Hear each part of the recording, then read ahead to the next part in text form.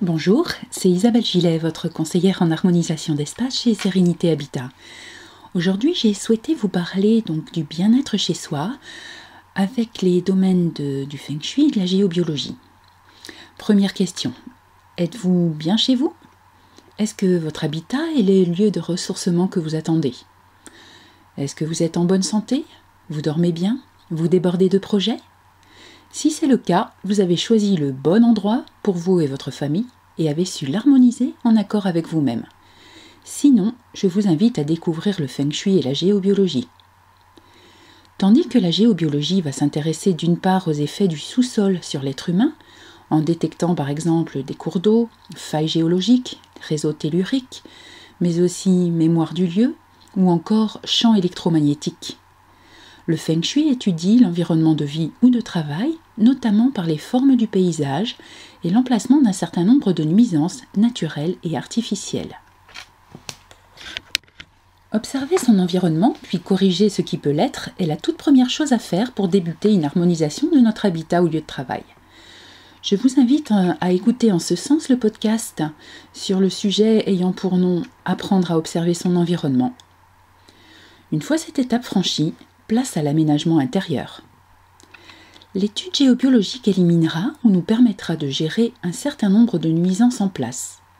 Le Feng Shui, quant à lui, à la fois art de vivre millénaire et philosophie de vie, va nous permettre de nous mettre en harmonie avec cet environnement choisi.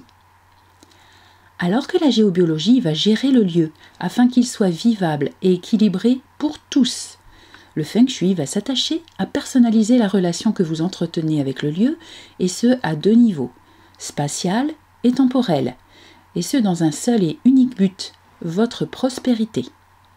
L'aspect spatial, je pense que vous voyez bien de quoi il s'agit. Il s'agit de l'harmonisation du lieu avec vous-même, tel que nous venons d'en parler. L'aspect temporel va s'intéresser aux périodes propices pour vous, concernant les grands événements de votre vie.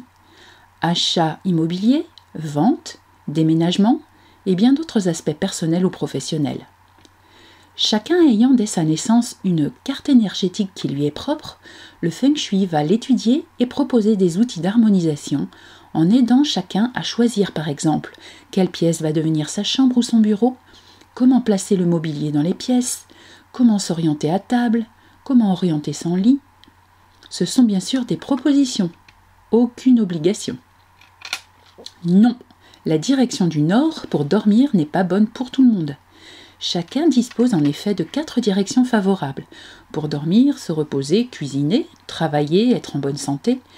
Et ainsi, nous choisirons pour chaque membre de votre famille la meilleure orientation du lit dans la chambre. Que vous soyez en phase de choix d'un terrain pour construire, en phase de choix d'un nouvel habitat ou lieu de travail, sur un projet de rénovation ou d'extension, ou que vous souhaitiez passer à une phase plus approfondie d'harmonisation dans votre vie, je vous propose de travailler sur ces aspects grâce au Feng Shui et la géobiologie.